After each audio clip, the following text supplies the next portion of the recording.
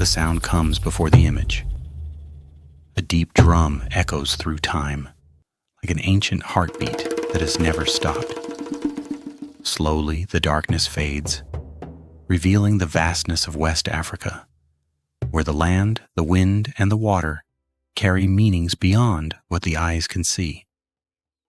Men and women move in harmony with the world around them, living within a reality where the visible and the invisible are not separate, but intertwined. For them, life does not end in the physical realm. The ancestors remain present, guiding, protecting, watching in silence.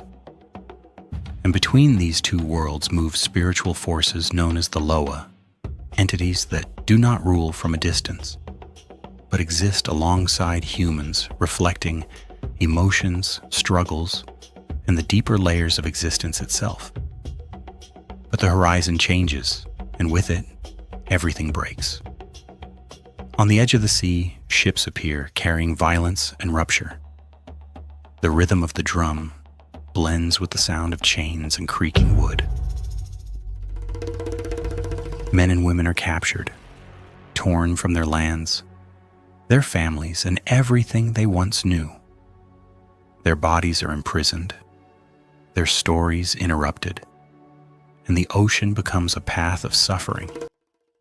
The crossing is not only physical but spiritual. It is a brutal attempt to erase identity, to sever invisible bonds, to silence memory, and yet something endures, something that cannot be chained. Faith crosses the ocean with them, alive in gestures, in songs, in the rhythm that continues to pulse, even in silence. When they arrive in Haiti, they face a new reality shaped by oppression.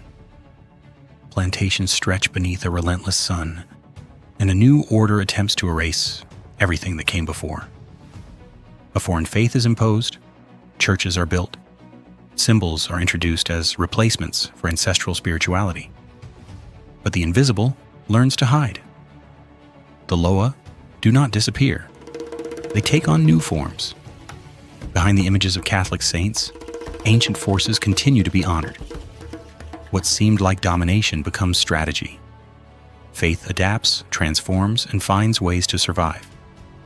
When night falls, the world shifts again. Far from watchful eyes, the drum begins to speak once more. Men and women gather, forming circles around firelight. Their bodies begin to move, their feet marking the earth, the rhythm calling something greater. The ritual is not only spiritual, it is reconstruction.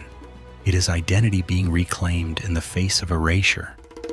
In these moments, Vodou grows stronger, not only as belief, but as collective force, an energy that unites, sustains, and transforms.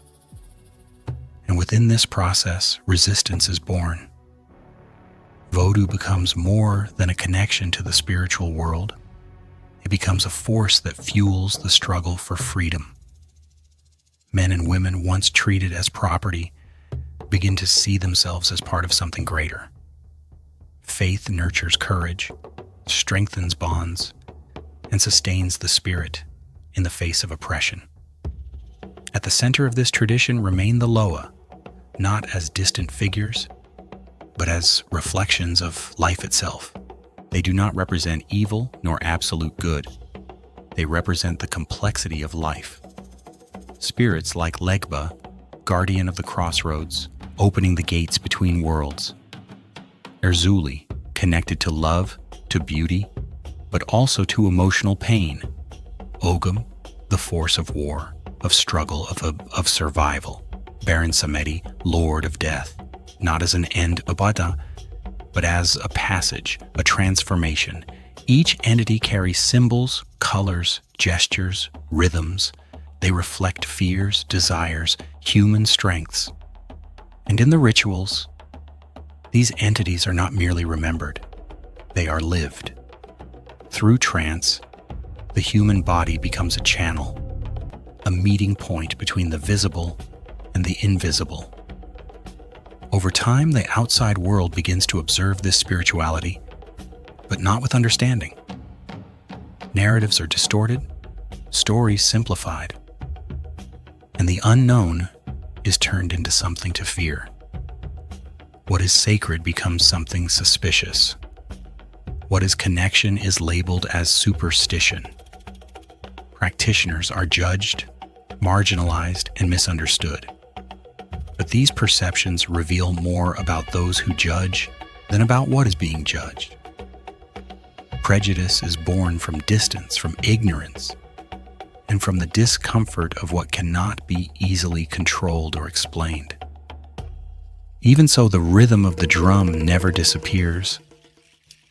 It continues across generations, alive in ceremonies, in dancing bodies, in voices that sing, and in stories that endure.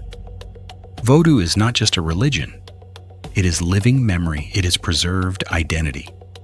It is proof that even in the face of violence and attempted erasure, something essential remains.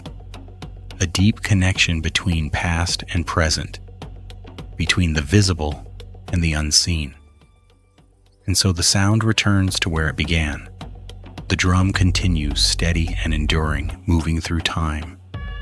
Because Vodou is not what it was said to be. It is not darkness nor fear.